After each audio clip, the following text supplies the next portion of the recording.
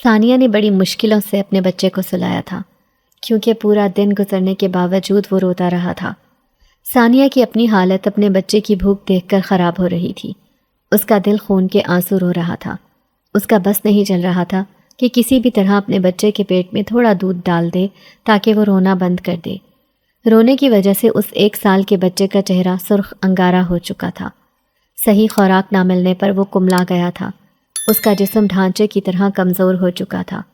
اس کی ماں نے اپنے بچے کو سوتے دیکھا تو اس کو چارپائی پر احتیاط سے لٹایا اور خود اپنی چادر اوڑھ کر جھونپڑی سے باہر نکلی، کیونکہ اس کو آج رات ہر صورت اپنے بیٹے کے لیے دودھ کا بندوبست کرنا تھا۔ ثانیہ باہر نکلی تو ہر طرف سناٹا چھایا ہوا تھا۔ سب لوگ ہی آس پڑوس میں نیند کی وادیوں میں کھوئے ہوئے تھے۔ ثانیہ نے اللہ کا نام لے کر ایک جھونپڑی پر دستک دی تو ایک آدمی باہر آیا۔ ثانیہ نے فوراً سے اس کے آگے ہاتھ جوڑ دیے۔ بھائی، کیا آپ مجھے کچھ پیسے ادھار دے سکتے ہیں؟ میرا بچہ 2 دنوں سے بھوکا ہے۔ میرے پاس اس کا دودھ لانے کے لیے پیسے نہیں ہیں۔ میں وعدہ کرتی ہوں آپ کو کچھ دنوں تک پیسے لوٹا دوں گی۔ ثانیہ زارو قطار روتے ہوئے اس سے التجا کر رہی تھی، کیونکہ وہ اس وقت ایک خوددار عورت نہیں تھی بلکہ ایک بے بس ماں تھی، جو اپنے بچے کی جان بچانے کی خاطر دوسروں کے آگے ہاتھ پھیلانے پر بھی مجبور ہو گئی تھی۔ اگر بات اس کی اپنی جان کی ہوتی تو مرتے دم تک کبھی کسی سے بھیک نہ مانگتی، لیکن ثانیہ اپنے جیتے جی اپنے پھول سے بچے کو مرتا ہوا نہیں دیکھ سکتی تھی۔ وہی اس پوری دنیا میں اس کی آخری امید تھا۔ اس کو دیکھ کر ہی تو وہ جیتی تھی، ورنہ اس معاشرے کے دیے گئے زخموں نے اس کو جیتے جی مار ڈالا تھا۔ پھر جس آدمی سے ثانیہ دودھ کے لیے پیسے ادھار مانگنے لگی تھی، وہ اچانک سے اسے اوپر سے نیچے تک دیکھنے لگا اور بولا، ارے پیسے تو میں تمہیں دے دوں گا، مگر اس کے بدلے مجھے بھی کچھ ملنا چاہیے تم سے۔ اتنا کہہ کر اس نے ثانیہ کا ہاتھ پکڑ لیا۔ ثانیہ کا چہرہ تو لٹھے کے مانند سفید پڑ گیا تھا۔ ارد گرد کوئی بھی موجود نہیں تھا، ہر کوئی گہری نیند سو رہا تھا۔ ایسے میں اگر یہ آدمی اس کے ساتھ کچھ غلط کرتا تو کوئی اس کو روکنے والا نہیں تھا۔ ثانیہ ایک دھان پانسی نازک لڑکی تھی، وہ کیسے اس کا مقابلہ کرتی؟ اس نے پھر بھی اپنی پوری طاقت لگا کر اپنی جان اس گھٹیا آدمی سے چھڑوائی، جو اس کی مجبوری کا فائدہ اٹھا کر اس سے بدتمیزی کرنے کی کوشش کر رہا تھا۔ وہ اندھا دھند وہاں سے بھاگنے لگی تھی۔ وہ آدمی اب بھی اس کا پیچھا کرتے ہوئے بھاگنے لگا تھا۔ ثانیہ وہاں اس گھٹیا آدمی سے اپنی عزت بچاتی ایک سنسان علاقے میں آ گئی، جہاں پر کوئی موجود نہیں تھا۔ بھاگتے ہوئے اچانک سے اس کی نظر ایک پرانے کھنڈر نما مکان پر گئی، جو باہر سے دیکھنے میں ہی کافی پرانا لگ رہا تھا۔ اس کو دیکھ کر ہی معلوم ہوتا تھا جیسے وہاں عرصے سے کوئی نہ رہتا ہو۔ ثانیہ نے بغیر وقت ضائع کیے اس ویران گھر کی جانب دوڑ لگا دی۔ اس کا دروازہ باہر سے زنگ آلود تھا۔ اس نے ذرا سا دھکا دیا تو وہ کھل گیا۔ ثانیہ جلدی سے اس میں گھسی اور اندر سے کنڈی لگا دی تھی۔ باہر آس پاس سے اس گھٹیا آدمی کے چلانے کی آواز آ رہی تھی۔ وہ یہی کہے جا رہا تھا کہ کہاں تک چھپے گی تو، میں تجھے ڈھونڈ لوں گا۔ اتنا کہہ کر وہ آدمی دوسری سمت ثانیہ کو تلاش کرنے چلا گیا تھا۔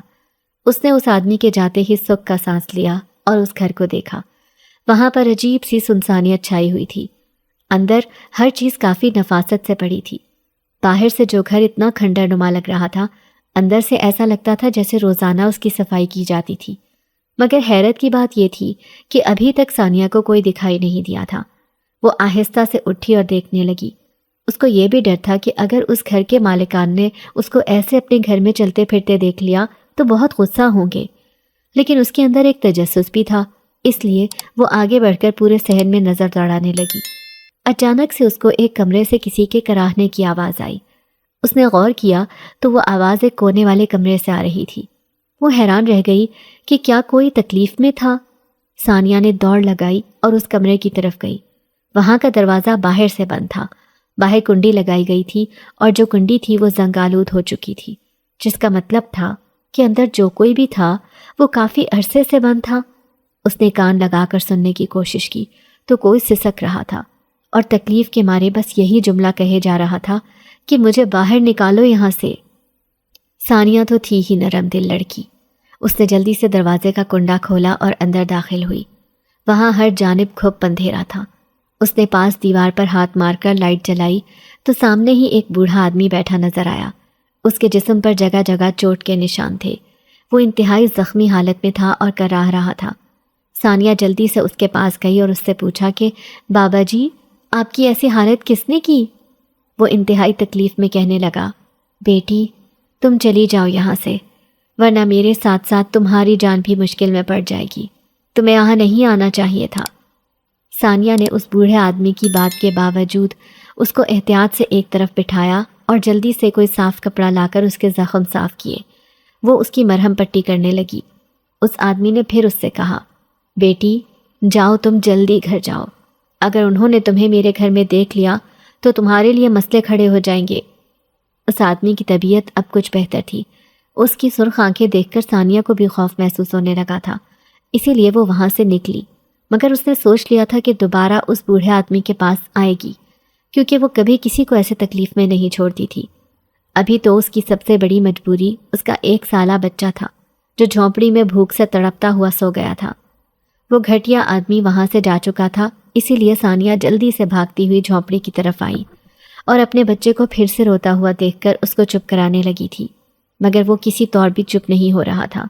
رونے کی وجہ سے اس کی سانس اکھڑ رہی تھی۔ ثانیہ اس کو کہیں لے کر بھی نہیں جا سکتی تھی، کیونکہ ابھی کچھ دیر پہلے ہی وہ اتنی رات کو جھونپڑی سے نکلنے کا خمیازہ بھگت چکی تھی۔ کتنی مشکلوں سے اپنی آبرو اس درندے سے بچائی تھی اس نے۔ وہ روتی ہوئی وہیں پر اپنے بچے کو ادھر سے ادھر ٹہل کر چپ کروانے کی کوشش کر رہی تھی۔ کچھ دیر بعد اس کو کسی کی آواز آئی۔ ثانیہ چونک گئی کیونکہ وہ کسی بکری کی آواز تھی۔ وہ سوچنے لگی کہ یہ ضرور میرا وہم ہوگا، بھلا ایسا کیسے ہو سکتا تھا کہ باہر کوئی بکری ہو؟ ابھی کچھ دیر پہلے ہی تو وہ یہاں آئی تھی، تب تک تو باہر کوئی نہیں تھا۔ مگر مسلسل بکری کی آواز سن کر وہ اپنے بیٹے کو چارپائی پر لٹا کر ذرا سا باہر جھانکنے لگی۔ اپنی جھونپڑی کے پاس ہی ایک سفید رنگ کی خوبصورت بکری دیکھ کر ثانیہ کی آنکھیں کھلی کی کھلی رہ گئیں۔ وہ خود سے سوچنے لگی کہ بھلا یہ بکری کس کی تھی؟ کون اس کو یہاں چھوڑ گیا تھا، وہ بھی رات کے اس وقت؟ اس نے ہر طرف دیکھ لیا کہ شاید اس بکری کا مالک قریب میں ہی ہو اور وہ ابھی آ کر اس کو لے جائے، مگر دور دور تک کوئی نہیں تھا، ہر طرف سناٹا چھایا ہوا تھا۔ ثانیہ کے دل میں اس بکری کو دیکھ کر اچانک سے ایک خیال آیا، کیوں نہ میں اس کا کچھ دودھ نکال لوں، میرے بچے کا پیٹ بھی بھر جائے گا۔ وہ پھر کچھ ہی دیر میں ڈھیر سارا دودھ اس بکری سے نکالنے لگی۔ حیرت کی بات یہ تھی کہ ایک بالٹی بھر کر دودھ لینے کے باوجود ابھی تک بکری میں ڈھیر سارا دودھ موجود تھا۔ یہ سب ثانیہ کو کسی معجزے سے کم نہیں لگ رہا تھا۔ وہ اپنے رب کا ڈھیروں شکر ادا کرنے لگی جس نے اس بکری کو غیبی طور پر اس کی مدد کے لیے بھیج دیا تھا۔ پھر اس کے بعد وہ جلدی سے اپنے بچے کو دودھ پلانے لگی۔ آخر کار اس کا بچہ پرسکون نیند سو گیا۔ ثانیہ خود بھی 3 راتوں سے بھوکی تھی، مگر اس کو صرف اپنے بیٹے کی بھوک کا خیال تھا۔ اب جب وہ پرسکون ہو کر سو گیا تو اس کو بھی اپنی شدید بھوک کا احساس ہوا۔ اس نے بھی 2 پیالے بھر کر دودھ کے پیے، لیکن جب اس کی نظر اس بالٹی پر پڑی تو وہ صدمے میں چلی گئی، کیونکہ اب تک وہ بالٹی ذرا بھی خالی نہیں ہوئی تھی۔ اس میں اتنا ہی دودھ بھرا تھا۔ یہ سب آخر کیسے ہو رہا تھا؟ اس کو کچھ سمجھ نہیں آیا۔ دودھ پینے کے فوراً بعد ہی ثانیہ پر اچانک سے نیند کا غلبہ چھانے لگا تھا۔ وہ وہیں چارپائی پر لیٹ کر سونے لگی، مگر نیند کی وادیوں میں جانے سے پہلے اس کو اپنے بالوں میں کسی کی انگلیوں کا لمس محسوس ہوا۔ اسے ایسا لگا جیسے کوئی تو تھا اس کے پاس جو اس کے سر پر ہاتھ پھیر رہا تھا۔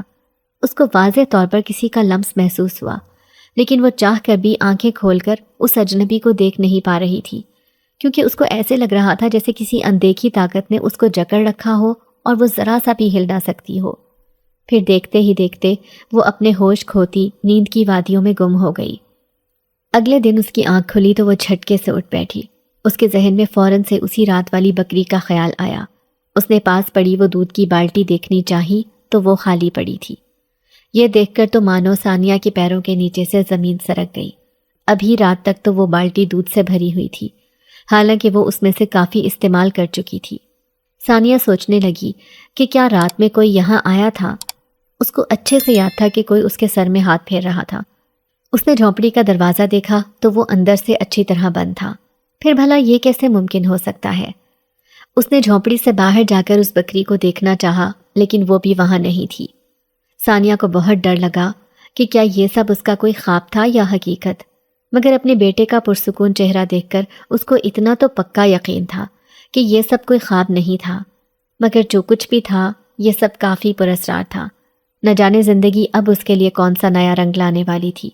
وہ سوچنے لگی کہ پہلے ہی اس کی زندگی میں بے شمار غم تھے، اب کہیں ان میں مزید اضافہ نہ ہو جائے۔ یہ کہانی ایک لڑکی کی ہے جس کا نام ثانیہ ہے۔ اس کے والدین ایک درمیانی طبقے سے تعلق رکھتے ہیں، مگر اس کے ابا اپنی اکلوتی بیٹی سے خوب محبت کرتے، اس کی سب فرمائشیں پوری کرتے، اور جو وہ کہتی تو اس کے سب ناز اٹھاتے۔ خاندان اور محلے والے جب یہ سب دیکھتے تو ابا کو کہتے کہ لڑکی ذات کو اتنا سر پر نہ چڑھا، کل کو یہ تیرے لیے ہی مسائل کھڑے کر دے گی، اس نے اگلے گھر بھی جانا ہے، وہاں پر کوئی اس کے ایسے ناز نخرے نہیں اٹھائے گا۔ ثانیہ کے ابا لوگوں کی باتیں سن کر کہتے کہ یہ میری بچی جب تک میرے پاس ہے میں اس کی ہر فرمائش پوری کروں گا۔ پھر یوں ہی وقت گزرتا گیا اور ثانیہ 18 سال کی ہو گئی۔ اس کو اپنے گاؤں کا ہی ایک لڑکا پسند آ گیا تھا جس سے اس نے شادی کرنے کی خواہش ظاہر کی۔ اس لڑکے کا نام اقبال تھا، لیکن ثانیہ کے ابا اس بات کے لیے نہ مانے کیونکہ وہ ایک بہت ہی غریب انسان تھا، وہ کوئی کام دھندہ بھی نہیں کرتا تھا۔ ثانیہ اس اقبال نام کے لڑکے کے پیار میں اس قدر اندھی ہو گئی تھی کہ اس کو کچھ اور بھی دکھائی نہیں دے رہا تھا۔ اس نے اپنے ابا کے حکم کے خلاف جا کر ایک رات بھاگ کر اقبال سے نکاح کر لیا تھا۔ ثانیہ کے ابا کو جب اگلی صبح اس سب کا پتہ چلا تو صدمے کے مارے ان کو دل کا دورہ پڑ گیا تھا۔ وہ اسی دن انتقال کر گئے، جبکہ اس کی اماں بھی اس صدمے سے کچھ عرصہ بیمار رہنے کے بعد انتقال کر گئی۔ ثانیہ کو اقبال اپنے والدین کے چھوٹے سے کچے مکان میں لے آیا تھا۔ ایک دو دن تو وہ کافی خوش رہی، لیکن جلد ہی اقبال کی اصلیت اس پر کھل گئی جب اقبال اس کو آئے روز تانے دینے لگا کہ میں تو سمجھا تھا کہ تو اپنے ساتھ کافی سارا مال لائے گی، مگر تو خود میرے اوپر ایک بوجھ بن گئی ہے۔ اقبال کو تو ہڈ حرامی کی عادت لگ گئی تھی۔ وہ شادی سے پہلے بھی کوئی کام نہیں کرتا تھا اور شادی کے بعد بھی کوئی کام نہیں کرنے لگا تھا۔ ثانیہ اس کو کتنی ہی مرتبہ کہتی کہ آپ کوئی کام شروع کر لیں، اس طرح سے ہمارا گھر نہیں چل سکے گا، مگر اس کے شوہر کا ایک ہی انکار ہوتا۔ وہ تو الٹا ثانیہ پر چلاتا کہ تو نکل گھر سے اور مزدوری کر۔ ثانیہ اب دن رات روتی رہتی تھی کہ یہ سب کیا ہو گیا تھا۔ اب اس کو پچھتاوا ہو رہا تھا، کاش وہ اپنے جان سے پیارے ابا کی بات مان لیتی اور اقبال سے شادی نہ کرتی، مگر اب تو بہت ہی دیر ہو چکی تھی۔ ثانیہ نے آخر کار مجبور ہو کر آس پڑوس کے گھروں میں صفائی ستھرائی کا کام شروع کر دیا تھا، جس سے اس کو بہت معمولی سی کمائی ہوتی تھی۔ بمشکل ایک وقت کے کھانے کا انتظام ہو پاتا تھا۔ پھر کچھ مہینوں بعد اس کو اپنے امید سے ہونے کی خبر ملی تو اقبال مزید غصہ کرنے لگ گیا۔ وہ کہنے لگا کہ جب سے تو میری زندگی میں آئی ہے میرے سر پر مصیبتیں آتی جا رہی ہیں۔ پھر ثانیہ کی طبیعت بھی اب بہت زیادہ خراب رہنے لگی تھی۔ وہ کام پر نہیں جا سکتی تھی، جس کی وجہ سے کئی دن اس کو بھوکا رہنا پڑتا تھا۔ اسی طرح ایک رات ثانیہ کو شدید درد اٹھا۔ اس نے پڑوس کی ایک عورت کے آگے ہاتھ جوڑے کہ اس کو ہسپتال لے جائے۔ اقبال تو جانے کہاں غائب تھا۔ ان پڑوس والوں کو شاید اس پر ترس آ گیا تھا کہ وہ اس کو ہسپتال لے آئے۔ وہاں ثانیہ نے ایک خوبصورت بیٹے کو جنم دیا تھا۔ جب وہ بیٹا لے کر گھر آئی تو اقبال نے ثانیہ کی طبیعت کا بھی خیال نہیں کیا۔ اس نے اس کو دھکے دے کر اپنے گھر سے نکال دیا اور ثانیہ سے اپنا رشتہ ہی ختم کر دیا۔ اس نے اس بچے کو نخوت سے دیکھتے ہوئے کہا کہ میں تو تیرے سے جان چھڑوانے کے چکروں میں تھا، تو میرے سر پر ایک اور بوجھ لے آئی ہے۔ ثانیہ روتی ہوئی بیٹے کو لے کر وہاں سے چلی گئی۔ چلتے چلتے وہ ایک بہت ہی کچی سی بستی میں آ گئی۔ وہاں پر سارے ہی غریب لوگ رہتے تھے۔ اس نے وہاں ایک پرانی سی جھونپڑی خالی دیکھی جس میں کوئی نہیں تھا۔ اس کی حالت دیکھ کر سمجھ آ رہی تھی کہ وہاں کے رہنے والے اب جا چکے تھے۔ اس کے بعد ثانیہ اپنے بیٹے کے ساتھ وہیں رہنے لگی۔ اس نے یہاں پر بھی لوگوں کے لیے چھوٹے موٹے کام کرنے شروع کیے جس کی اس کو برائے نام پیسے ملتے تھے۔ جس دن مزدوری نہ ملتی وہ اور اس کا بیٹا بھوکے پیٹ ہی سوتے تھے۔ یوں ہی 1 سال بیت گیا۔ پھر اسی طرح ایک رات ایسی تھی جب مسلسل 2-3 دنوں سے اس نے اور اس کے بچے نے پانی کی ایک بوند تک نہیں پی تھی۔ ثانیہ کو اپنے بچے کی فکر ستائے جا رہی تھی کیونکہ وہ رو رو کر بے حال ہو چکا تھا۔ اگر اس کو اب بھی خوراک نہ ملتی تو شاید وہ اپنے بچے کو ہمیشہ کے لیے کھو دیتی۔ آخر کار جب وہ اس ویران گھر میں اس بوڑھے شخص کی مرہم پٹی کر کے واپس آئی تو اس کو معجزاتی طور پر ایک بکری اپنی جھونپڑی کے باہر دکھی۔ اس نے اس سے ڈھیر سارا دودھ نکالا تھا اور اپنے بچے کو پلایا تھا۔ اگلے دن جب وہ جاگی تو جھونپڑی سے وہ دودھ کی بالٹی غائب دیکھ کر اس کے رونگٹے کھڑے ہو گئے تھے۔ آخر کون رات کو اس کی جھونپڑی میں آیا تھا؟ وہ تو اچھے سے دروازہ بند کر کے سوئی تھی۔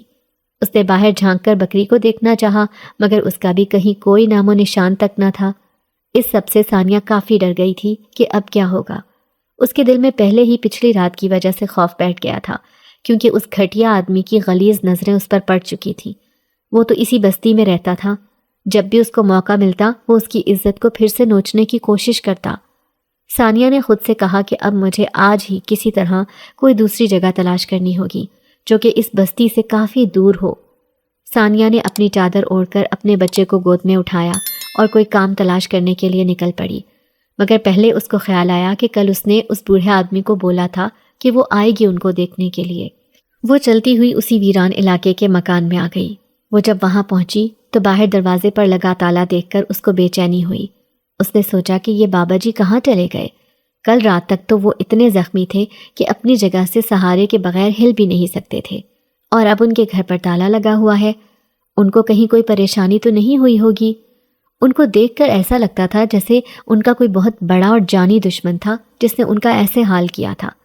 وہ سوچنے لگی کہ اس دشمن نے ان کی عمر کا بھی لحاظ نہیں کیا تھا۔ ہمارے یہاں تو بڑے بزرگوں کو سر آنکھوں پر بٹھایا جاتا تھا، ان سے اونچی آواز میں بات تک نہیں کرتے تھے، اور ان بیچاروں کو تو کسی نے بری طرح پیٹا ہوا تھا۔ ثانیہ کے ذہن میں پورا وقت اس بوڑھے آدمی کا چہرہ گھوم رہا تھا۔ پھر وہ وہاں سے دوسری طرف چلنے لگی۔ چلتے چلتے 1 گھنٹے کے بعد ایک کالونی آئی جہاں پر بہت سارے گھر تھے۔ ان سب گھروں کو دیکھ کر ایسے لگتا تھا کہ وہاں کے رہنے والے بہت دولت مند ہوں گے۔ کچھ سوچ کر اس نے گھروں میں دستک دے کر پوچھنا شروع کیا کہ اگر آپ لوگوں کو صفائی ستھرائی کروانی ہے تو میں کم پیسوں میں کر دوں گی، لیکن وہاں سب کا یہی کہنا تھا کہ ان کے پاس پہلے ہی ہر کام کے لیے ملازمہ ہے، مزید ان کو کسی کام والی ماسی کی ضرورت نہیں۔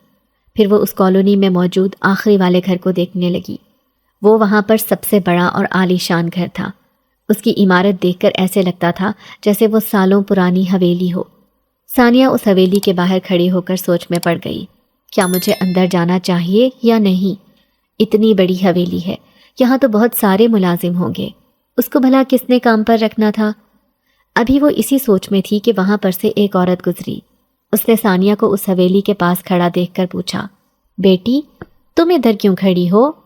تو ثانیہ نے کہا، میں کام کی تلاش میں ہوں، یہاں حویلی میں جانا چاہتی ہوں، کیا یہاں پر مجھے کام مل جائے گا؟ وہ عورت ثانیہ سے کہنے لگی، بیٹی یہاں پر کام کرنے کا کوئی فائدہ نہیں ہے، یہاں جتنے بھی ملازمین کام کرنے کے لیے آتے ہیں نا، وہ 1-2 دن میں کام چھوڑ کر چلے جاتے ہیں۔ میری مان تو بھی چلی جا یہاں سے، یہ حویلی ٹھیک نہیں ہے۔ ثانیہ اس عورت کی بات سن کر پریشان ہو گئی۔ وہ پوچھنے لگی کہ آپ ایسا کیوں کہہ رہی ہیں؟ ایسا کیا ہے اس حویلی میں جو یہاں پر کام والیاں نہیں ٹکتیں؟ وہ عورت ثانیہ سے کہنے لگی، بیٹی تجھے نہیں پتا، اس حویلی کے بارے میں بہت ساری کہانیاں مشہور ہیں، یہاں پر کچھ پراسرار سائے آباد ہیں، لوگوں نے کچھ عجیب سی خوفناک آوازیں بھی سن رکھی ہیں، مگر کوئی بھی اس حویلی کی حقیقت کو نہیں جانتا۔ ثانیہ یہ سب سن کر کافی ڈر گئی تھی، لیکن اس کی مجبوری تھی کہ اسے ہر صورت کام چاہیے تھا، اور ٹھکانہ بھی، اپنی اور اپنے بچے کا پیٹ بھرنے کے لیے اس کو کام کرنا تھا۔ پھر جب اس کو اس عورت سے یہ پتہ چلا کہ اس حویلی میں کوئی ملازمہ نہیں ہے، تو اس نے اللہ کا نام لے کر اس پراسرار حویلی میں قدم رکھ دیا۔ وہاں پر ایک گہرا سناٹا چھایا ہوا تھا۔ باہر ایک بہت بڑا چمن تھا جو کہ سوکھی جھاڑیوں اور پتوں سے بھرا ہوا تھا۔ اتنے سارے کوڑے کو پھیلا دیکھ کر ثانیہ کو اندازہ ہو گیا تھا کہ وہاں پر کافی عرصے سے کوئی صفائی نہیں کی گئی تھی۔ ایسا لگ رہا تھا جیسے یہاں کوئی طوفان آیا ہو۔ وہ آہستہ سے چلتی ہوئی حویلی کے اندرونی دروازے کے پاس آئی، اور جوں ہی قدم اندر رکھا تو گھپ اندھیرے نے اس کا استقبال کیا۔ اس نے اپنے بچے کو مضبوطی سے اپنی گود میں اٹھایا اور آگے بڑھی تاکہ لائٹ ڈھونڈ سکے۔ یہاں ہر طرف عجیب سی وحشت چھائی ہوئی تھی۔ ابھی وہ اسی کشمکش میں کھڑی تھی کہ ایک دم سے ثانیہ کو کسی عورت کی چنگھاڑتی ہوئی آواز سنائی دی۔ اس عورت نے کہا، کون ہو تم لڑکی، اور تمہاری جرت کیسے ہوئی میری حویلی میں ایسے گھسنے کی؟ ثانیہ کا چہرہ اس عورت کی غصے سے بھری آواز سن کر زرد پڑ گیا۔ وہ کانپتے ہوئے اس عورت سے بولی، معاف کیجیے گا، میں یہاں اس حویلی میں کام تلاش کرنے آئی ہوں، میں کسی غلط مقصد سے یہاں نہیں آئی، مجھے کام کی بہت ضرورت ہے، ورنہ اسی طرح بھوک سے میرا بچہ مر جائے گا۔ اس عورت نے ثانیہ کی بات سن کر کچھ دیر اس کو اوپر سے نیچے تک گھورا، پھر بولی، یہاں کام کرنا آسان نہیں ہے، تمہیں اگر واقعی ادھر ملازمت کرنی ہے تو یاد رکھو، بس اپنے کام سے کام رکھنا ہوگا، اور ساتھ میں اپنے دل کو مضبوط رکھنا ہوگا۔ ثانیہ یہ بات سن کر جھٹ سے راضی ہو گئی۔ اس کو اس وقت بس صرف ایک نوکری چاہیے تھی۔ پھر وہ عورت اس کو ایک پرانا کمرہ دکھانے لگی۔ اس نے اس سے کہا کہ تو نے یہاں پر ہی رہنا ہے اور نیچے کا پورا پورشن صاف کرنا ہوگا، مگر میری ایک بات اپنے ذہن میں بٹھا لے، تو نے بھول کر بھی اوپر والی منزل میں نہیں جانا۔ اگر میں نے تجھے اوپر جاتا دیکھ لیا تو پھر تیرا وہ حال کروں گی کہ تو کانپ اٹھے گی۔ ثانیہ اس عورت کی دھمکی سن کر بہت زیادہ ڈر گئی تھی۔ اس نے جلدی سے کہا کہ مالکن، آپ فکر نہ کریں، میں آپ کو شکایت کا کوئی موقع نہیں دوں گی۔ اس کے بعد اس عورت نے ثانیہ کو کہا کہ تم نے کام کل سے شروع کرنا ہے، ابھی اپنے کمرے میں چلی جاؤ اور خبردار جو ادھر ادھر بھٹکنے کی کوشش بھی کی تو، ورنہ مجھ سے برا کوئی نہیں ہوگا۔ ثانیہ نے اس بات میں سر ہلا دیا اور اس کمرے میں چلی گئی جہاں پر کافی گندگی تھی۔ اس نے اس کو پہلے لیٹنے کے لیے صاف کیا، اپنے بچے کو چٹائی پر لٹایا۔ وہ کل رات سے دودھ پینے کے بعد کافی سکون میں تھا، ایک مرتبہ بھی نہیں رویا تھا۔ اس بچے کا چہرہ جو ڈھانچے کی طرح کملا گیا تھا اب سرخ و سفید ہو گیا تھا۔ ثانیہ بھی اپنے رب پر سب کچھ چھوڑ چھاڑ کر سونے لیٹ گئی، مگر تھوڑی دیر بعد ہی اس کو ایسا محسوس ہوا کہ جیسے دروازے پر کسی نے دستک دی ہو۔ پہلے تو ثانیہ نے اس کو اپنا وہم سمجھا، مگر پھر دستک تیز ہو گئی، جس کی وجہ سے مجبوراً اس کو اٹھ کر دیکھنا پڑا۔ مگر جب وہ باہر نکلی تو ہر طرف سناٹا تھا، کوئی بھی باہر موجود نہ تھا۔ وہ حیران رہ گئی کہ جب یہاں کوئی تھا نہیں تو دستک کس نے دی تھی؟ کہیں مالکن نے تو نہیں دی تھی، کیونکہ ان کے مطابق تو اس حویلی میں صرف وہی رہتی ہیں، ان کے ساتھ اور کوئی نہیں رہتا۔ ثانیہ نے ارد گرد دیکھا لیکن ہر جگہ ساکت تھی۔ مالکن کا کمرہ اوپر والے پورشن میں تھا جہاں اس کو جانے کی اجازت نہیں تھی، اسی لیے وہ سر جھٹک کر پھر سے سونے چلی گئی۔ مگر کمرے میں لیٹتے ہی اسے ایسا لگا جیسے کوئی سایہ کمرے کی کھڑکی کے پاس کھڑا تھا۔ اس کی نظر پڑتے ہی وہ وہاں سے غائب ہو گیا۔ ثانیہ کافی ڈر گئی تھی، آخر یہ سب کیا ہو رہا تھا؟ کون تھا جو اس کے ارد گرد ہی تھا مگر دکھائی نہیں دے رہا تھا؟ پھر اس نے خوفزدہ ہوتے ہوئے جلدی سے آیت الکرسی پڑھی اور سونے لیٹ گئی۔ اللہ کا کلام پڑھنے کے بعد اس کو عجیب سی آہٹ محسوس ہونا تو بند ہو گئی تھی۔ اگلے روز جب وہ جاگی تو اپنے بیٹے کو روتا دیکھ کر خود سے کہنے لگی کہ جلدی سے اس کے لیے کہیں سے خوراک کا انتظام کرتی ہوں۔ وہ اس کو وہیں پر لٹا کر باورچی خانے میں چلی گئی۔ وہاں پر کافی ساری چیزیں تھیں۔ وہ دودھ گرم کرنے لگی کہ مالکن اس کے سر پر پہنچ گئی۔ مالکن نے اس سے کہا کہ جلدی سے میرے لیے ناشتہ تیار کر، اس کے بعد اپنے بچے کے لیے دودھ لے کر جانا۔ ثانیہ ان کی بات کسی صورت بھی نہیں ڈال سکتی تھی، اس لیے پہلے اس نے مالکن کا ناشتہ بنایا۔ اس کا دل اپنے بچے کے لیے پریشان تھا کیونکہ وہ بھوک کے مارے بلک بلک کر رو رہا تھا۔ پھر ناشتے سے فارغ ہو کر وہ جلدی سے اپنے بیٹے کے لیے دودھ گرم کر کے کمرے تک گئی، مگر اندر سے خاموشی محسوس کر کے اس کا دل بیٹھنے لگا، کہیں اس کے بیٹے کو کوئی نقصان تو نہیں پہنچ گیا۔ وہ بغیر وقت ضائع کیے کمرے میں داخل ہوئی تو اپنے بیٹے کو خاموش لیٹا دیکھ کر حیران ہوئی۔ ابھی تھوڑی دیر پہلے تو وہ رو رہا تھا۔ ثانیہ نے اس کے پاس ایک کٹورا پڑا دیکھا جس میں تھوڑا سا دودھ پڑا ہوا تھا۔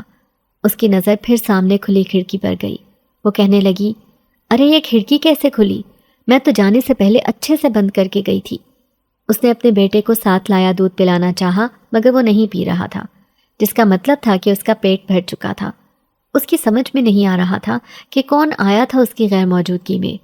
مالکن تو سارا وقت باہر صحن میں بیٹھی تھی۔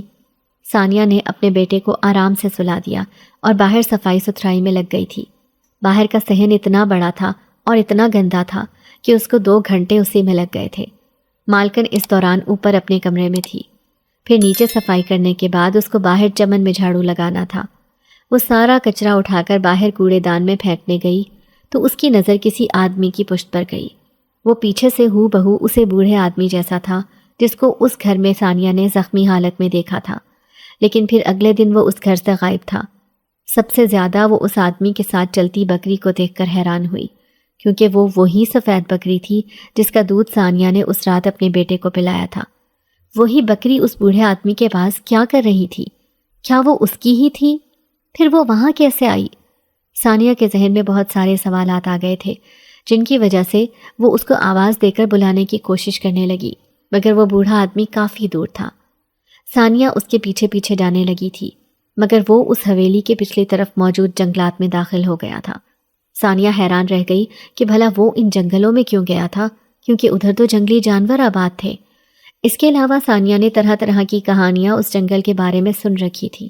وہاں پر اسرار مخلوق بھٹک رہی ہوتی ہے، انسان تو وہاں جانے کے خیال سے ہی کانپ جاتے ہیں، کیونکہ وہاں کے علاقائی لوگوں کا کہنا تھا کہ ان جنگلات میں جو بھی گیا وہ کبھی لوٹ کر نہیں آیا۔ وہ پراسرار طاقتیں انسانوں کو اپنے ساتھ اپنی دنیا میں لے جاتی ہیں۔ اب ثانیہ کو یقین ہو گیا تھا کہ ضرور اس بوڑھے آدمی کا کوئی تو ایسا بھیانک راز تھا جو سب سے پوشیدہ تھا۔ پھر وہ سر جھٹک کر واپس وہاں سے حویلی میں آ گئی تھی۔ اندر جاتے وقت ثانیہ کی نظر چمن میں موجود ایک بہت بڑے درخت کے اوپر گئی۔ اس کو ایسا لگا جیسے وہاں کوئی ہیولا بیٹھا ہو۔ اس کا دل ایک دم سے تیزی سے دھڑکنے لگا، کیونکہ وہ ہیولا کافی بڑا تھا۔ وہ اس کے پاس جانے ہی لگی تھی کہ ایک دم سے مالکن کی سخت آواز سنائی دی۔ کیا کر رہی ہے تو ادھر کھڑی ہو کر؟ مالکن کی آواز سن کر ثانیہ جلدی سے ان کو کہنے لگی، میم صاحب، یہ درخت پر ابھی میں نے ایک سایہ بیٹھا دیکھا ہے، وہ دیکھے سامنے اس بڑے درخت کے اوپر۔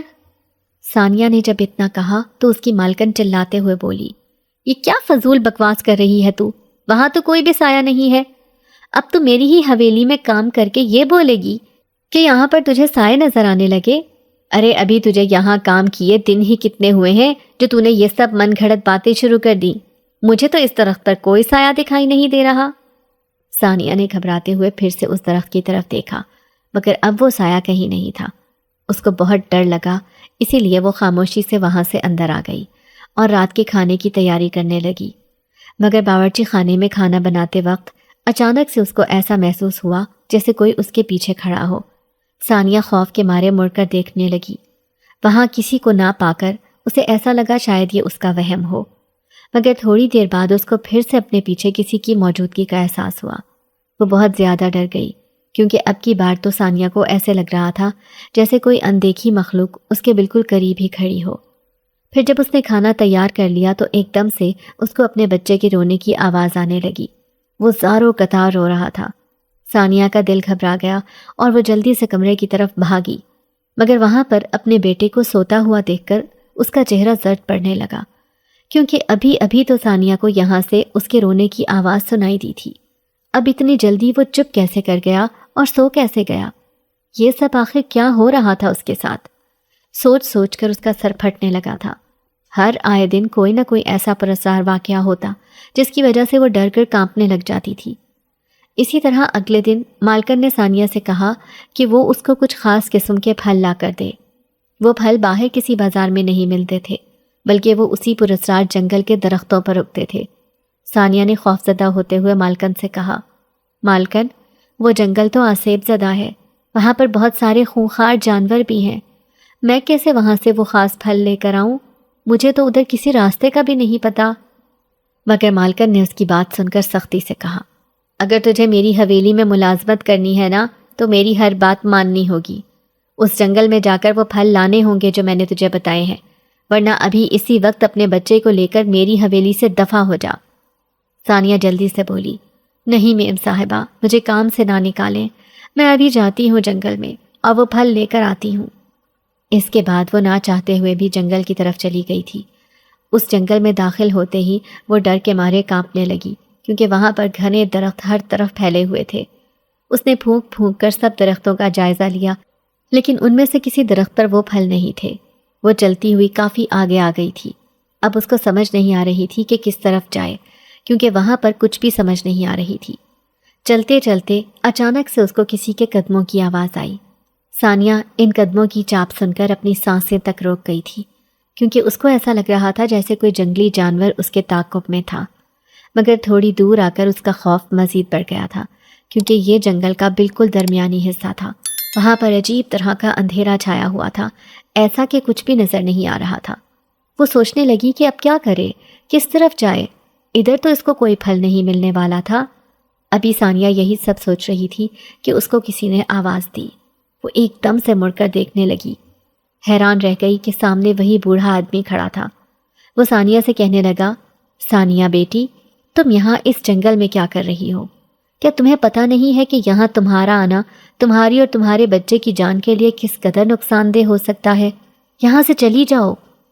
ثانیہ نے اس بزرگ کی بات سن کر حیرت سے کہا، بابا جی، آپ کو میرا نام کیسے معلوم؟ اس رات تو ہماری کوئی خاص بات ہوئی ہی نہیں تھی، اور آپ کو کیسے پتا کہ میرا بیٹا بھی ہے؟ وہ بوڑھا شخص ثانیہ کی بات سن کر اس سے کہنے لگا، بیٹی، مجھے تمہارے بارے میں سب کچھ معلوم ہے۔ تم نے میری جان بچا کر میرے اوپر بہت بڑا احسان کیا تھا۔ اب میں اور میری بیٹی ہمیشہ تمہارے احسان مند رہیں گے۔ ثانیہ نے اس بوڑھے آدمی سے پوچھا کہ آپ کو میرے بارے میں کیسے سب کچھ معلوم ہے؟ تو وہ کہنے لگے کہ یہ سب میں تمہیں ابھی نہیں بتا سکتا، وقت آنے پر سب کچھ تمہیں پتہ چل جائے گا، مگر ابھی بس اتنا کہوں گا کہ اس حویلی کی مالکن سے اپنے بچے اور اپنی حفاظت کرو، جتنا ہو سکے اس سے دور رہو، اور کوشش کرو کہ کسی دوسری جگہ کام تلاش کر لو۔ ثانیہ نے اس آدمی سے پوچھا کہ کیا آپ اس مالکن کے بارے میں کچھ ایسا جانتے ہیں جو خطرناک ہو؟ انہوں نے ہی تو مجھے یہاں خاص پھل لینے کے لیے بھیجا ہے جو اس جنگل میں پائے جاتے ہیں۔ اس بوڑھے بابا نے ثانیہ کی بات سن کر کہا، ابھی یہ سب راز رہنے دو، اور وہ خاص پھلوں والا درخت اس طرف ہے، آؤ میرے ساتھ۔ اس کے بعد وہ بوڑھا آدمی ثانیہ کو اپنے ساتھ جنگل کی بائیں طرف لے گیا تھا، جہاں پر بہت سارے درختوں پر سیاہ رنگ کے پھل تھے۔ ثانیہ وہ عجیب سے پھل پہلی بار اپنی زندگی میں دیکھ رہی تھی۔ اس نے اپنے ساتھ لائی ہوئی ٹوکری میں کچھ پھل ڈالے تو اس بوڑھے آدمی نے کچھ تیز آواز میں پڑھ کر ان پھلوں پر پھونک دیا۔ اس نے کسی غیر معمولی زبان میں کوئی منتر پڑھا تھا جس کی ثانیہ کو ذرا سمجھ نہیں آئی۔ وہ اس بوڑھے بابا سے پوچھنے لگی، بابا جی، یہ آپ نے کیا پڑھ کر پھونکا ہے ان پھلوں پر؟ تو وہ کہنے لگا کہ اس مالکن نے جس مقصد کے لیے یہ پھل منگوائے ہیں، اب وہ اس میں کامیاب نہیں ہو سکے گی۔ تم آؤ میرے ساتھ، میں تمہیں جنگل سے باہر کا راستہ دکھا دیتا ہوں۔ اس بوڑھے آدمی کی باتیں سن کر ثانیہ پھر سے کچھ پوچھنا چاہتی تھی۔ وہ پوچھنا چاہتی تھی کہ آخر ان کی بات کا کیا مطلب ہے، مگر اس کو یہ پتا تھا کہ انہوں نے ابھی اسے کچھ نہیں بتانا، اسی لیے وہ چپ چاپ وہ پھل لے کر وہاں سے حویلی آ گئی تھی۔ حویلی میں مالکن پہلے تو اس کو دیکھ کر کچھ حیران ہوئی۔ وہ کہنے لگی، اے لڑکی، تو اتنی جلدی کیسے لے آئی ہے پھل؟ آج تک میں نے جس بھی ملازمہ کو اس کام کے لیے کہا تو وہ ناکام رہی، اسی وجہ سے تو میں ان کو نوکری سے نکال دیتی تھی کہ وہ میرے کسی کام کی نہیں تھی۔ مالکن کی بات سن کر ثانیہ نے ڈرتے ہوئے بس اتنا کہا، مالکن، جنگل میں کچھ آگے جا کر مجھے یہ پھل دکھائی دیے تو میں لے آئی تھی۔ وہ جلدی سے یہ پھل لیتی اوپر کے پورشن کی طرف چلی گئی۔ ثانیہ اس کے بعد کاموں سے فارغ ہو کر کمرے میں آئی تو اس کا بیٹا کھڑکی کی طرف دیکھ کر مسلسل مسکرا رہا تھا۔ اسے یہ کافی عجیب لگا کیونکہ وہاں پر کوئی نہیں تھا۔ اس کے بعد ثانیہ نے اپنے بچے کو گود میں اٹھایا اور اسے تھپکی دے کر سلانے لگی، مگر 1 گھنٹہ گزرنے کے باوجود اس کی آنکھیں کھلی تھیں، وہ سو نہیں رہا تھا۔ ثانیہ کو یہ سب کافی غیر معمولی لگا کیونکہ آج تو اس کا پیٹ بھی بھرا ہوا تھا اور اسے کوئی تکلیف بھی نہیں تھی، پھر وہ آخر کیوں نہیں سو رہا تھا؟ تھکاوٹ کی وجہ سے اسے خود بہت زیادہ نیند آنے لگی تھی۔ وہ اپنے بیٹے کو چٹائی پر قریب ہی لیٹا کر اس کے پاس لیٹ گئی اور کچھ ہی دیر میں اس کی آنکھ لگ گئی۔ تھوڑی ہی دیر کے بعد ثانیہ کو ایسا محسوس ہوا جیسے کوئی اس کو بلا رہا ہو۔ وہ سخت گہری نیند میں تھی، اسی لیے کروٹ بدل کر دوبارہ سو گئی تھی، مگر پھر جب دوبارہ کسی نے اس کو تیزی سے جھنجھوڑا تو وہ ڈر کر ایک دم اٹھ کر بیٹھ گئی۔ اس نے دیکھا تو وہاں کوئی نہیں تھا۔ ثانیہ کا چہرہ لٹھے کی مانند سفید پڑ گیا کہ اگر کمرے میں کوئی نہیں تھا تو پھر کس نے اس کو نیند سے جگایا تھا؟ اس کی نظر سامنے کھلے دروازے پر گئی۔ وہ سمجھ گئی تھی کہ ضرور کوئی تو آیا تھا، مگر کون ہو سکتا ہے؟ اتنی رات میں اسے باہر جا کر دیکھنے کے خیال سے ہی ڈر لگا کیونکہ مالکن نے بھی آدھی رات کو کمرے سے باہر نکلنے سے منع کر رکھا تھا۔ وہ خود کو بہلانے کے لیے یہ تسلی دینے لگی کہ شاید یہ سب میرا وہم ہو، ایسا کچھ نہیں ہوگا، اور وہ دروازہ بند کرنے کے لیے اٹھی، مگر اچانک سے اسے ایک سایہ اوپر کی منزل کی طرف جاتا دکھائی دیا۔ ثانیہ کو ایسا لگا جیسے وہ شاید کوئی چور یا ڈاکو تھا جو رات کے اندھیرے میں گھر میں گھس آیا تھا۔ وہ جلدی سے اوپر مالکن کو بتانے کے لیے بھاگی تھی۔ اس کو ڈر تھا کہ اگر اس چور نے حویلی سے کوئی قیمتی چیز چوری کر لی تو سارا الزام ثانیہ پر ہی آنا تھا۔ وہ تیزی سے اوپر بھاگنے لگی۔ وہ ہیولا اوپر جا کر نہ جانے کہاں غائب ہو گیا تھا کیونکہ ثانیہ کو وہاں کوئی نہ دکھا۔ ثانیہ ادھر ادھر مالکن کا کمرہ تلاش کرنے لگی تھی کیونکہ وہ آج سے پہلے کبھی یہاں اوپر نہیں آئی تھی، تو اسے کچھ اندازہ ہی نہیں تھا کہ مالکن کون سے کمرے میں ہے۔ مگر جب اس نے ایک کمرے سے روشنی نکلتی ہوئی دیکھی تو جلدی سے اس جانب بھاگی اور دروازہ کھٹکھٹانا چاہا، مگر اندر سے آتی آوازوں پر ٹھٹک کر رک گئی۔ وہ مالکن کی آواز تھی جو کسی سے کہہ رہی تھی کہ یہ پھل میرے کسی کام کے نہیں ہیں، ان پر جناتی منتر پھونکا گیا ہے، میں ان پھلوں کو اپنے جادوئی عمل میں استعمال نہیں کر سکتی، اگر میں نے ایسا کیا تو مجھے اس سے نقصان پہنچ سکتا ہے، اب کل مجھے پھر سے اس ثانیہ کو جنگل میں بھیجنا ہوگا۔ یہ خاص پھل میرے لیے بہت ضروری ہیں، ان کے بغیر میرا عمل کبھی مکمل نہیں ہو سکتا۔ اس مالکن کی بات سن کر کوئی دوسرا شخص بھاری سرد آواز میں کہنے لگا، مالکن، کیا میں لے کر آ جاؤں پھل؟ تو وہ کہنے لگی، ہرگز نہیں، اگر تم نے اس جنگل میں قدم بھی رکھا تم جل کر بھسم ہو جاؤ گے، وہاں پر بس ایک انسان ہی جا سکتا ہے۔ ثانیہ یہ سب سن کر ساکت رہ گئی۔ اس کے پیروں کے نیچے سے تو مانو زمین سرک گئی۔ اس کا مطلب ہے کہ مالکن کے ساتھ اس وقت کوئی انسان نہیں بلکہ کوئی پراسرار مخلوق تھی، اور وہ کوئی جادوئی عمل کرنا چاہ رہے تھے۔ اسی وجہ سے اس نے ثانیہ کو اس آسیب زدہ جنگل میں بھیجا تھا۔ ثانیہ کا حال تو ایسا تھا کہ کاٹو تو بدن میں لہو نہیں۔ پھر ثانیہ نے ذرا سا دروازہ کھول کر دیکھنے کی کوشش کی تو ایک دم سے اس کا ہاتھ کسی نے سختی سے پکڑا اور اسے وہاں سے لے کر نیچے جانے لگا۔ وہ جو کوئی بھی تھا اس نے دوسرے ہاتھ سے ثانیہ کے منہ کو بھی جکڑ رکھا تھا تاکہ وہ خوف کی وجہ سے کوئی بھی آواز نہ نکال سکے۔ نیچے آ کر وہ جلدی سے ثانیہ کو اس کے کمرے میں لے گیا اور دروازہ اچھے سے بند کر کے کچھ منتر پڑھنے لگی۔ ثانیہ نے اس کو غور سے دیکھا تو وہ ایک سفید لباس میں ملبوس خوبصورت لڑکی تھی۔ اس کو دیکھ کر ثانیہ کو ایسا لگا جیسے وہ کہیں کی رانی ہو۔ ثانیہ نے آج تک کبھی اتنی حسین عورت نہیں دیکھی تھی۔ اس کی نیلی آنکھیں کسی سمندر جیسی گہری تھیں جن کو دیکھ کر لگتا کہ ان میں بہت سے راز دفن ہوں۔ ثانیہ نے اس لڑکی سے گھبراتے ہوئے پوچھا، آپ کون ہیں؟ مجھے ایسے کیوں یہاں کھینچ کر لائی ہیں؟ دیکھیں میرے ساتھ کچھ غلط نہ کریں، میں نے بس کسی کالے سائے کو اوپر جاتے دیکھا تھا، اسی وجہ سے مالکن کو بتانے گئی تھی، اس کے علاوہ میرا وہاں جانے کا کوئی مقصد نہیں تھا۔ ثانیہ کو لگ رہا تھا جیسے وہ سامنے کھڑی لڑکی مالکن کی کوئی ساتھی تھی اور اس کو اوپر جانے کی سزا دینے والی تھی، مگر اس نے ثانیہ سے کہا، گھبراؤ مت، میں تمہیں اس لیے اتنی جلدی میں یہاں لائی ہوں کیونکہ اوپر تمہارا کھڑے رہنا خطرے سے خالی نہیں تھا۔ تمہاری مالکن کو اگر بھنک بھی لگ جاتی کہ تم اس کے بارے میں جان گئی ہو تو وہ تمہیں وہیں زندہ زمین میں گاڑ دیتی۔ اتنا سننا تھا کہ ثانیہ تھر تھر کانپنے لگی۔ اس نے اس لڑکی سے پوچھا کہ آپ میری مدد کیوں کر رہی ہیں؟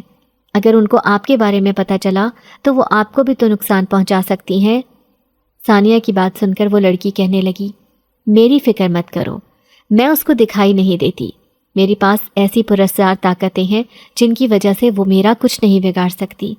مجھے بس اس مکار عورت کو ختم کرنا ہے جس کی وجہ سے میرے بابا کو اتنی تکلیف پہنچی۔ کیا تم میرا ساتھ دو گی؟ ثانیہ نے حیران ہوتے ہوئے پوچھا، وہ بوڑھے آدمی جو جنگل میں رہتے ہیں وہ آپ کے ابا ہیں؟ تو اس نے اس بات میں سر ہلایا۔ ثانیہ یہ سن کر جھٹ سے مان گئی کیونکہ یہاں اس حویلی میں اس عورت کے جادوئی عمل کو ہر حال میں روکنا تھا۔ پھر اس کے بعد اس لڑکی نے ثانیہ سے کہا کہ میں نے تمہارے کمرے میں ایک حفاظتی حصار بنا دیا ہے جس کی وجہ سے مالکن کے شیطانی چیلے تمہیں اور تمہارے بچے کو کوئی نقصان نہیں پہنچا سکیں گے اور نہ ہی خوفزدہ کر سکیں گے۔ اس کے بعد وہ لڑکی ثانیہ کے کمرے کی کھڑکی سے ہی باہر چھلانگ مار کر چلی گئی۔ ثانیہ بہت گھبرا رہی تھی کہ نہ جانے آگے کیا ہونے والا ہے۔ پھر سب کچھ اپنے رب پر چھوڑ کر وہ سونے کے لیے لیٹ گئی تھی۔ اگلے دن مالکن نے ثانیہ کو پھر سے وہ پھل لینے کے لیے اس جنگل میں بھیجا اور سختی سے کہا کہ تو نے اب کی بار اپنے ہاتھ سے وہ پھل توڑنے ہیں اور بغیر کسی سے بات کیے وہاں سے حویلی آ جانا۔ اگر تیرے علاوہ یہ پھل اس جنگل میں کسی اور کے ہاتھ لگے تو مجھ سے برا کوئی نہیں ہوگا۔ اب کی مرتبہ ثانیہ اپنے بچے کو بھی ساتھ لے کر جلدی سے اس جنگل میں گئی، مگر اس کو سمجھ نہیں آ رہی تھی کہ کس طرف جائے۔ یہ جنگل کسی بھول بھلائیوں سے کم نہیں تھا۔ وہ انہی درختوں تک پہنچنا چاہتی تھی مگر اس کو راستہ نہیں مل رہا تھا۔ اچانک سے اس کی نظر اس سفید بکری کے اوپر گئی جو بھاگتی ہوئی ایک طرف جا رہی تھی۔ ثانیہ اس کا پیچھا کرنے لگی کیونکہ اس کو جاننا تھا کہ آخر وہ بکری کس کی تھی۔ بھاگتے ہوئے وہ ایک جھونپڑی میں داخل ہوئی۔ جب ثانیہ نے اس کے اندر داخل ہو کر دیکھا تو جھونپڑی میں وہ بوڑھا آدمی اپنی بیٹی کے ساتھ بیٹھا تھا۔ ثانیہ نے ان سے پوچھا کہ وہ بکری کہاں گئی جو ابھی ادھر آئی تھی؟ تو وہ بوڑھا آدمی کہنے لگا، دراصل وہ بکری میری بیٹی تھی جس نے روپ بدلا ہوا تھا تاکہ اس مالکن کے شیطانی چیلوں کو نظر میں نہ آ سکے۔ ثانیہ نے حیران ہوتے ہوئے پوچھا کہ یہ بھلا کیسے ممکن ہے؟ تو وہ کہنے لگے کہ میں اور میری بیٹی جنات کے قبیلے سے تعلق رکھتے ہیں۔ میری بیٹی جنات قبیلے کی رانی ہے اور میں شہنشاہ جنات ہوں۔ وہ مالکن ایک مکار عورت ہے جو کہ ہماری طاقتیں حاصل کرنے کے لیے جادوئی عمل کر رہی تھی۔ مگر بیٹی، تمہیں گھبرانے کی ضرورت نہیں کیونکہ تمہیں ہم سے کبھی کوئی نقصان نہیں ہوگا۔ ثانیہ پہلے تو بہت ڈری مگر پھر پرسکون ہو گئی، کیونکہ وہ ایک نیک مخلوق تھی۔ انہوں نے ثانیہ سے کہا کہ ہم ابھی ایک بڑا عمل کریں گے، اس عمل کے دوران تمہیں سورت جن کی تلاوت کرنی ہوگی۔ ثانیہ راضی ہو گئی۔ پھر انہوں نے جنگل میں آگ بھڑکائی اور عمل کرنا شروع کر دیا۔ وہ دونوں مل کر جناتی منتر پڑھتے جا رہے تھے۔ کافی دیر بعد جب عمل ختم ہوا تو فضا میں ایک دل دہلاتی چیخ سنائی دی۔ اس جنزادی نے بتایا کہ اب وہ جادوگرنی جل کر راکھ ہو چکی ہے۔ اس شہنشاہ جنات اور اس کی بیٹی نے ثانیہ کو اپنی مدد کرنے کے انعام میں ڈھیر ساری دولت دی، جس کے بعد وہ دونوں اپنی جناتی دنیا میں لوٹ گئے۔